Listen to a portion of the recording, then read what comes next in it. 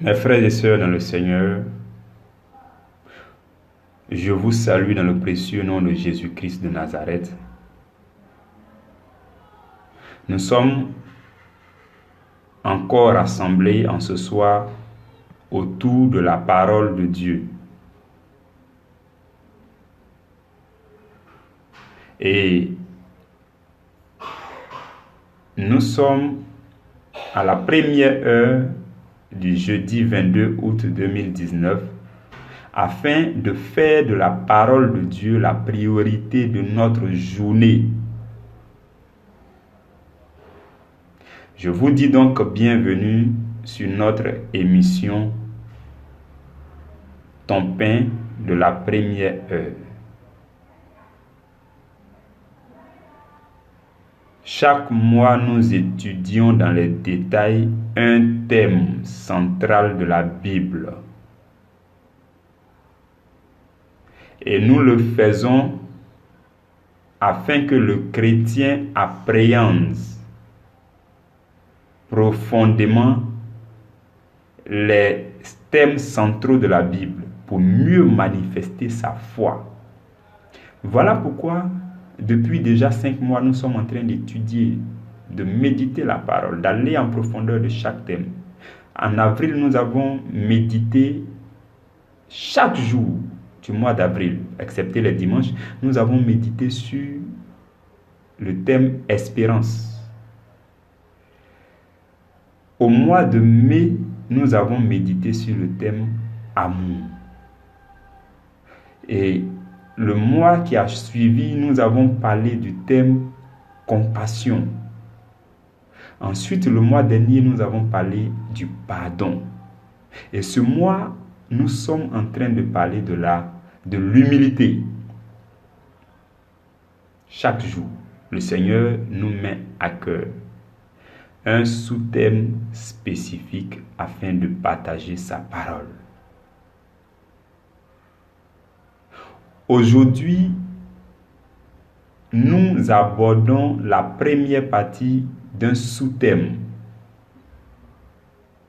que nous allons étudier sur 2 jours, aujourd'hui et demain. L'art de demeurer enfant, quoique devenu fils. L'art de demeurer enfant, quoique devenu fils. Voici le sous-thème que nous allons méditer durant ces 2 jours. Comment faire pour garder en nous les bonnes habitudes d'un enfant, malgré que nous soyons devenus grands spirituellement? Comment faire pour garder les qualités d'un enfant? Un enfant spirituel a des qualités. Nous en avons parlé, je crois, la semaine dernière. Un enfant spirituel a des qualités qui plaisent à Dieu, au point où Jésus prend ça comme exemple pour donner à ses disciples. Comment faire pour ceux d'entre nous qui sont parvenus à l'âge adulte dans leur marche avec Jésus-Christ, comment faire pour toujours garder les qualités d'enfant spirituel et pour les rajouter à leurs qualités de fils et de filles spirituelles? Voici ce que nous allons voir en ces 2 jours. Et nous allons aller à travers la parole de Dieu pour découvrir ce que le Seigneur dit à propos des enfants et des fils et filles.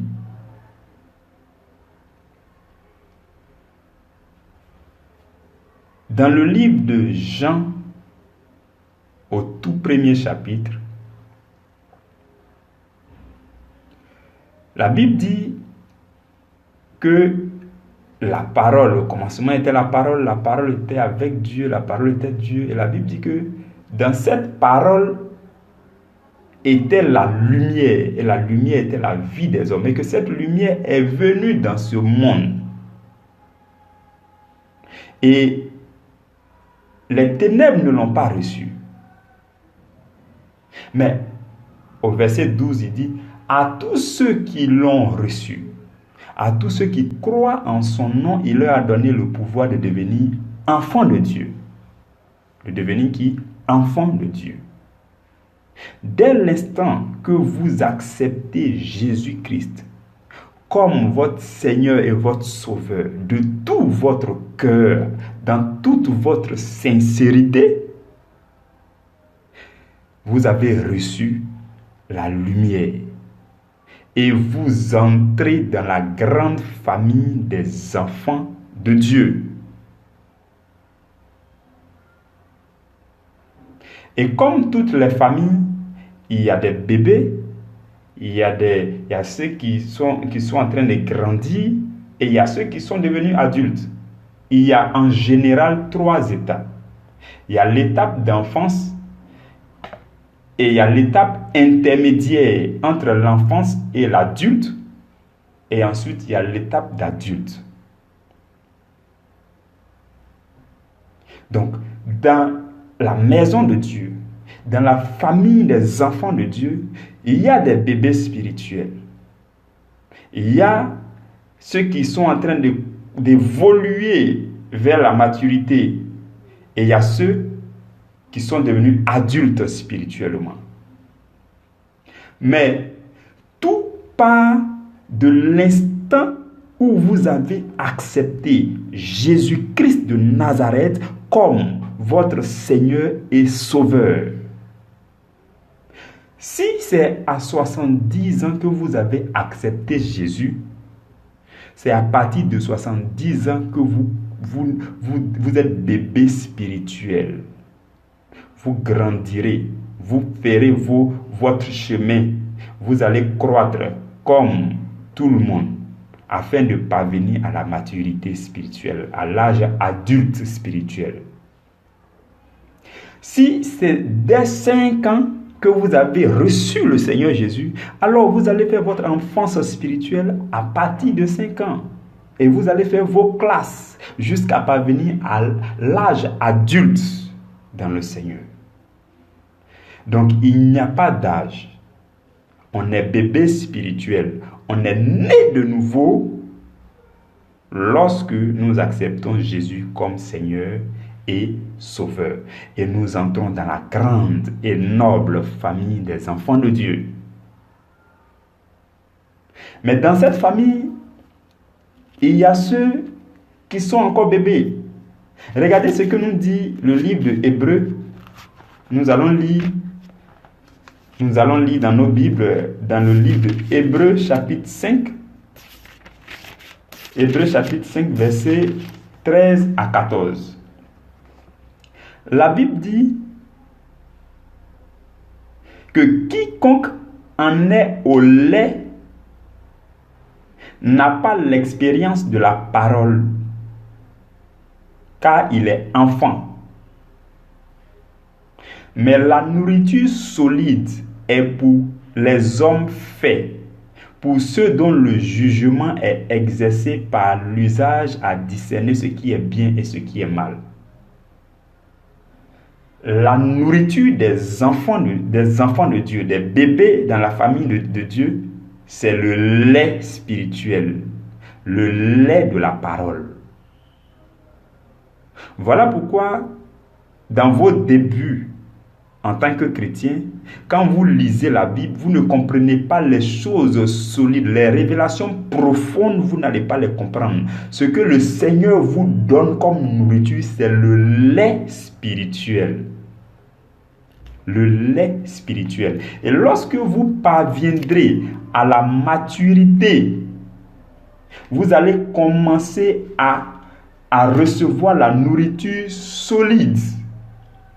Et c'est pourquoi dans 1 Pierre chapitre 2, verset 2, la Bible dit « Désirez comme des enfants nouveau-nés le lait spirituel et pur, afin que par lui vous croissiez pour le salut. » Les enfants de Dieu, les bébés spirituels doivent désirer le lait spirituel de la parole de Dieu. Et ça va commencer à les faire grandir, les fortifier, et ainsi de suite. Cela peut prendre du temps. Cela peut vous demander du temps dans la lecture de la parole. Même quand vous ne comprenez pas un verset, vous lisez quand même. Ce que vous comprenez, vous prenez. Parce que ce que vous comprenez, c'est ce qui est léger, c'est ce qu'il vous faut. Lorsqu'un enfant naît, dès la première semaine, on ne commence pas à lui donner la nourriture solide. Même parmi les hommes, c'est ce que nous faisons. Quand un enfant naît, on ne lui donne pas la nourriture solide à la première semaine. Non, c'est le lait naturel et pur qui est recommandé pour les enfants qui viennent de naître. Mais lorsque l'enfant va commencer à atteindre 4 mois, 5 mois, 6 mois, on commence à lui donner une nourriture un peu plus solide. Et quand l'enfant commence à atteindre 1 an, 2 ans, 3 ans, on commence à lui donner la nourriture solide. Il en est de même dans la marche avec le Seigneur Jésus, dans la croissance, dans la maison de Dieu. Et Matthieu, chapitre 18, dans Matthieu chapitre 18, verset 4, Jésus va nous faire une recommandation. Le Seigneur va nous faire une recommandation dans ce verset pour dire que c'est pourquoi quiconque se rendra humble comme ce petit enfant sera le plus grand dans le royaume des cieux. En fait, là Jésus s'adresse aux adultes. Et il dit, même quand vous devenez adulte, vous devez continuer à vous rendre humble comme des petits enfants. Ça veut dire que quand on était enfant, il y a des choses, il y a des qualités d'enfant qu'on doit garder en nous. Et Jésus dit, les qualités de l'enfance spirituelle, c'est l'humilité. Et même quand nous sommes devenus grands, il faut qu'on marche dans l'humilité comme les enfants. L'humilité, c'est la soumission, l'obéissance, l'abaissement. Comme Jésus l'a fait quand il était sur la terre. La Bible dit, il s'est humilié. Lui qui était Dieu, il ne s'est pas regardé comme Dieu, mais il a pris la condition de serviteur. Et il s'est abaissé, il s'est humilié jusqu'à mourir sur le bois de la croix pour toi et pour moi. Ce modèle d'humilité et d'abaissement, c'est ce que nous devons faire dans toutes les familles, les enfants. Tous ceux qui sont encore enfants, qui se nourrissent du lait spirituel sont soumis. De la même façon, le chrétien doit rester soumis à Dieu, à la volonté de Dieu. Obéir à la volonté de Dieu. Si vraiment nous sommes nés de nouveau, si nous sommes nés de nouveau, que nous avons dit que Jésus est notre Seigneur et Sauveur, ça veut dire que nous devons nous soumettre à Jésus. Nous devons obéir à Jésus. Parce que Sauveur, ça veut dire qu'il est venu. Il a pris le châtiment qui devait tomber sur toi. Donc, il t'a sauvé de la mort. Il t'a arraché du feu de l'enfer. Mais, quand on dit que Jésus est Seigneur, ça veut dire qu'il est le maître. Il a la souveraineté sur ta vie. Il est celui à qui tu dois obéir sans contester. C'est ça le Seigneur. Et donc, dans nos vies, Jésus doit être le Seigneur et le Sauveur à la fois. Et il y a donc les enfants spirituels, et il y a ceux qui croissent, et il y a ceux qui sont devenus adultes. À propos de ceux qui sont devenus adultes, la Bible dit dans Romains chapitre 8, verset 14, que tous ceux qui sont conduits par l'Esprit de Dieu sont fils de Dieu. La Bible n'a pas dit tous ceux qui sont conduits par l'Esprit de Dieu sont enfants de Dieu. Non.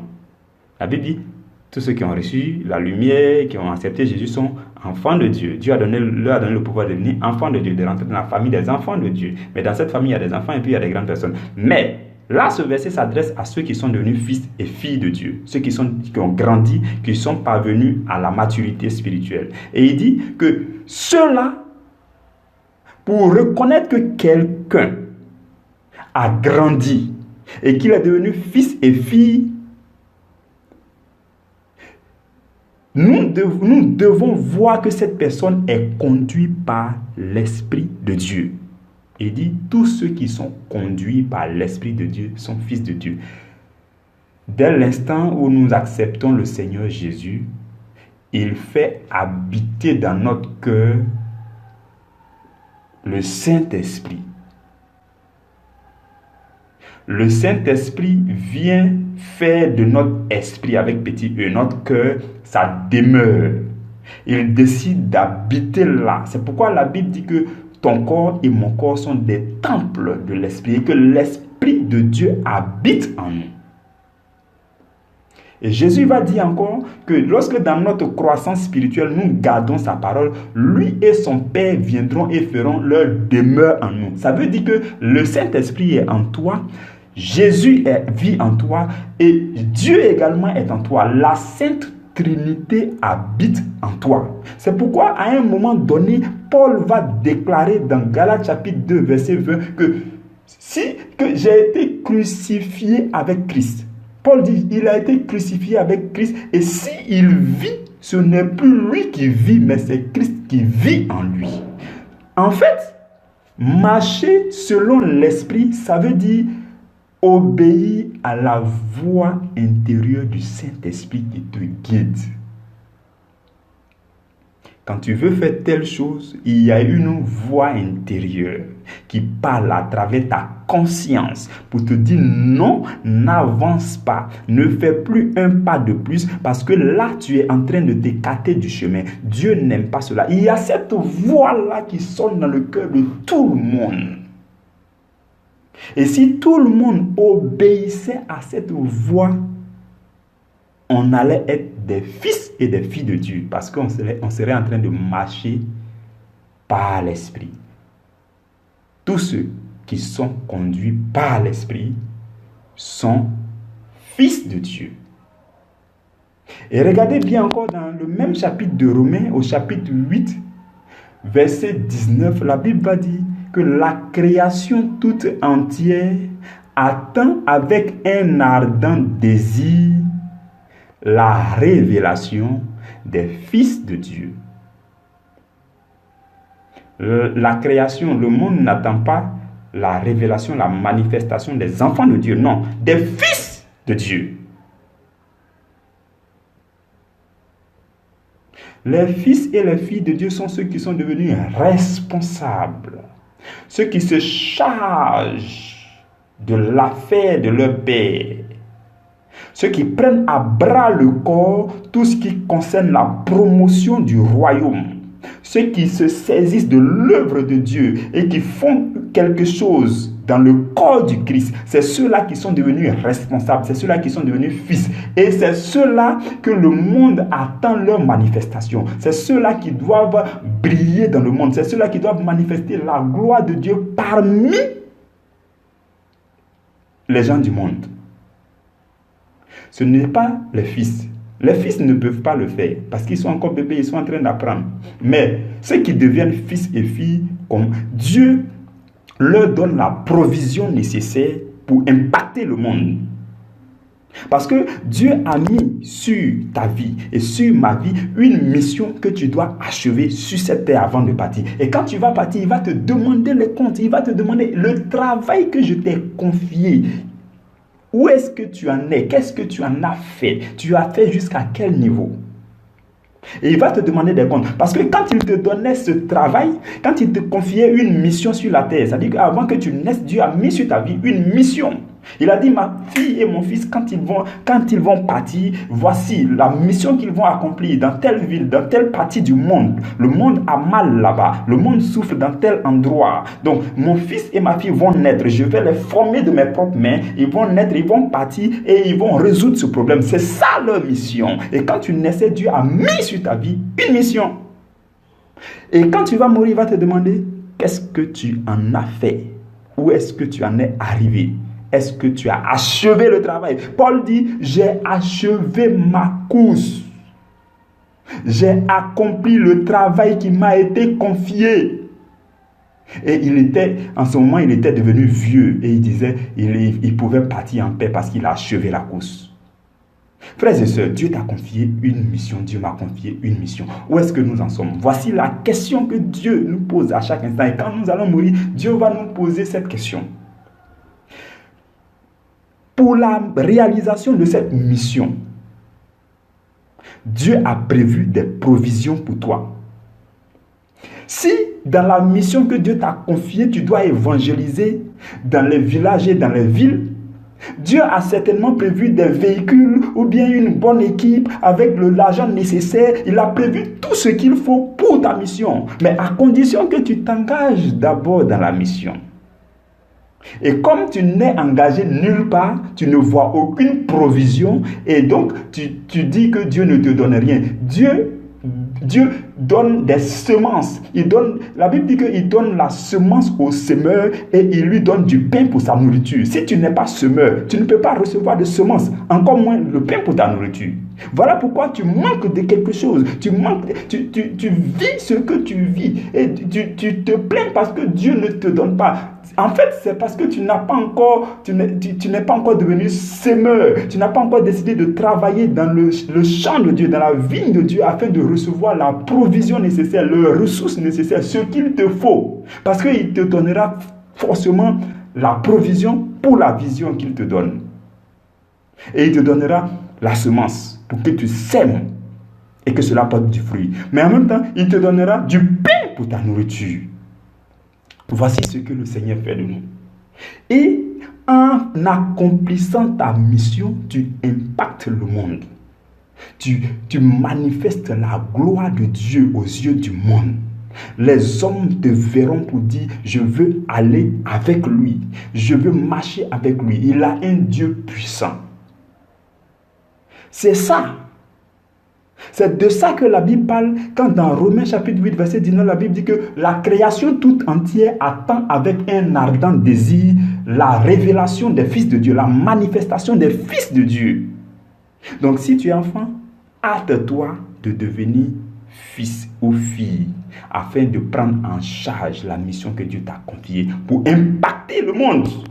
Parce que justement, le monde attend de te voir. Le monde veut entendre parler de toi.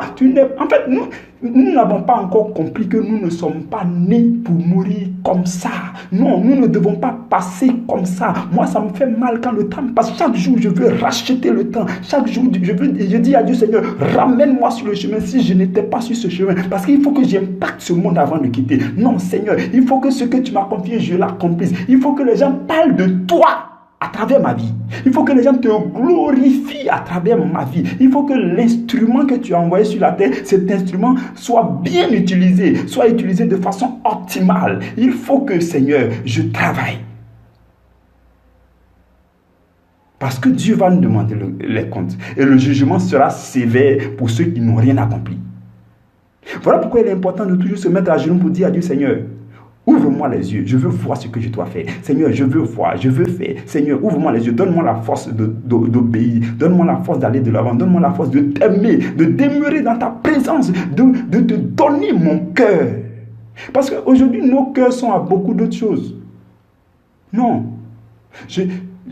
Quand souvent je regarde, j'observe bien, je me demande, est-ce que les gens, leur cœur se tourne un peu vers Dieu? Ne serait-ce que pendant 5 minutes dans la journée. Parce qu'on a plus conscience de beaucoup d'autres choses que de Dieu. Non. Il y en a qui oublient complètement que Dieu existe pendant un moment, pendant 1 heure, 2 heures, 3 heures, 4 heures. Après, ils se rendent compte que Dieu existe. Voilà. Et que voilà, c'est un Dieu qu'il fallait prier un peu, tout ça. On doit avoir la conscience permanente de Dieu. Où que nous soyons, nous devons avoir en conscience que Dieu existe. Et dès que nous avons cette conscience, Dieu est présent aussi. Toutes les fois que vous aurez la conscience de l'existence de Dieu, Dieu est présent. C'est pourquoi la Bible dit que tous ceux qui s'approchent de Dieu croient que Dieu existe et qu'il est le juste rémunérateur de ceux qui le recherchent. Frères et sœurs, enfants spirituels, bébés spirituels, nous devons passer à adultes spirituels. Aujourd'hui, nous sommes en train de parler, de faire la distinction entre l'enfance spirituelle et puis l'adulte spirituel. Et demain, nous allons aller plus en profondeur sur les qualités d'enfants spirituels que nous devons appliquer à nous-mêmes malgré que nous soyons devenus grands. Malgré que nous soyons devenus grands. Bien que nous soyons devenus grands, nous devons appliquer les qualités. Parce que une chose Pour ceux qui sont devenus grands, ceux qui ont atteint un certain niveau de maturité spirituelle, c'est que la sévérité de Dieu commence à s'appliquer. Jésus, en général, il a deux facettes. Il a une facette où il est miséricorde, il est miséricordieux, il est amour, il est vraiment grâce, mais il a une autre facette où il est sévère, très sévère. C'est pourquoi, en même temps qu'on l'appelle l'agneau de Dieu, on l'appelle le lion de la tribu de Juda. Et il y a un homme de Dieu, Rick Joyner, qui est déjà auprès du Seigneur depuis le début des années 2000, qui a écrit un livre, L'Ultime Assaut. Dans ce livre, il a relaté toutes les visions du Seigneur, où il est allé au royaume des cieux, où il a vu des choses, les combats qui se mènent sur la tête, tout ça. Et le Seigneur Jésus lui a dit quelque chose de fort. Le Seigneur Jésus lui a dit que pour ceux qui sont enfants spirituels, Jésus est l'agneau de Dieu. Suivez-moi bien, s'il vous plaît. Cette phrase est très forte.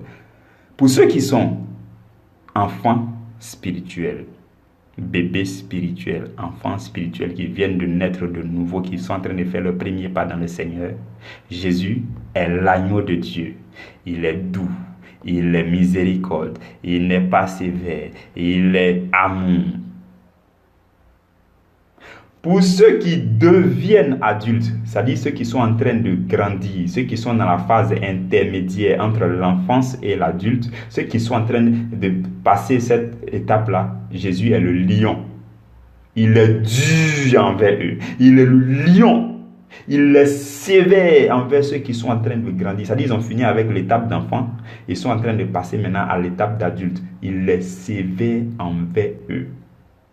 Il les forme, il les forge, il les châtie pour leur formation. Une formation qui transforme.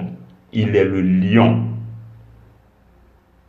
Et regardez maintenant ce qu'il va dire vers la fin. Il dit ceux qui sont parvenus à l'âge adulte, c'est-à-dire ceux qui ont quitté l'étape intermédiaire là, pour ceux-là, Jésus est en même temps le lion et il est l'agneau. Parce que quand tu parviens à l'âge adulte, tu as l'expérience de l'enfance spirituelle, mais aussi tu as l'expérience de la phase intermédiaire où Jésus était le lion pour toi. Donc, tu as la capacité de montrer les deux facettes à Dieu. L'enfant, c'est quelqu'un qui adore, quelqu'un qui se met à genoux, qui supplie ses parents. C'est quelqu'un qui sourit avec ses parents, quelqu'un qui se fait petit, qui demande de l'aide, qui adore. Ça, c'est l'enfant.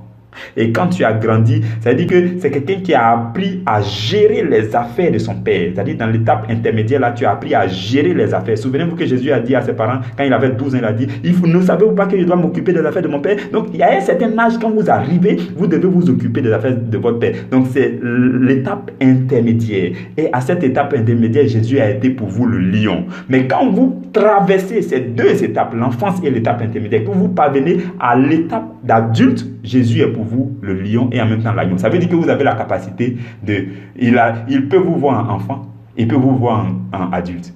Et quand il vous voit en enfant, en général, c'est quand vous l'adorez, c'est-à-dire que vous vous faites petit, vous êtes humble, vous vous calmez, c'est là il vous voit et il est pour vous l'agneau.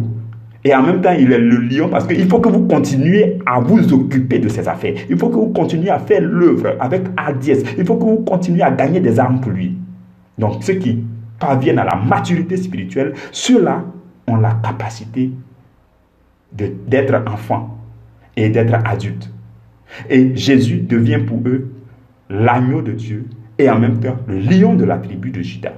Frères et sœurs, voilà pourquoi, voilà ce qui a suscité notre thème. Je le pense bien que c'est ce qui a suscité, parce que j'avais déjà lu ce livre-là 2 ou 3 fois. Et cette pensée était certainement cachée dans mon cœur. Et je suis convaincu maintenant que c'est ce qui a suscité notre thème. Notre thème qui dit comment demeurer enfant. L'art de demeurer enfant, même quand on est devenu adulte. L'art de continuer à être enfant, même quand on devient adulte. L'art de continuer à être pour Jésus l'enfant et le fils. L'enfant et en même temps la fille. L'art d'avoir Jésus comme l'agneau. L'agneau qu'on adore, l'agneau qui est doux, qui est amoureux, qui est miséricordieux, qui est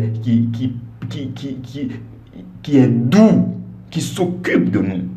Et d'avoir Jésus comme le lion qui nous redresse quand ça ne va pas, qui nous redresse quand ça ne va pas. Il prend la verge et nous redresse quand ça ne va pas. Frères et sœurs, je bénis Dieu. Nous sommes à la fin de cette émission pour aujourd'hui. Nous allons nous arrêter là et nous allons poursuivre demain. Je rends grâce à Dieu pour ta vie. Je prie que la grâce de Dieu demeure en toi et que les paroles que tu viens d'entendre se transforment dans ton cœur en force, en puissance, en onction. Et que cette force-là, qui est la foi, te pousse à appliquer les paroles. Parce que la Bible dit, il ne sert à rien d'écouter la parole. Mais ce qui est le plus important, c'est de l'appliquer à votre vie. Et ça ne s'applique pas demain, ça ne s'applique pas après-demain, ça s'applique à partir d'aujourd'hui. Que la grâce de Dieu demeure sur vous, dans vos vies, dans vos familles, dans vos activités. Au nom de Jésus. Amen.